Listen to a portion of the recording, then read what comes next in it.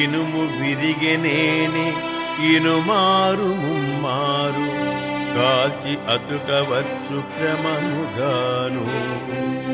మనసు విరిగెనేని మరి కూర్పవచ్చునా విశ్వదాభిరామ వినురవేమా.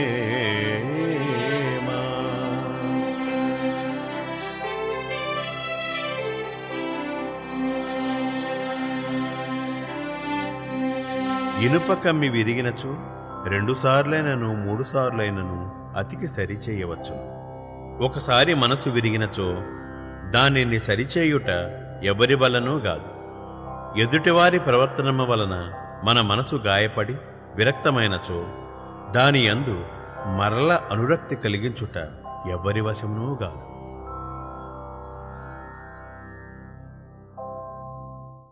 దాన్ని పొట్ట చీల్చి చూచినచో పురుగులుండును, పనికి వచ్చు గుంజు ఏమీ ఉండదు.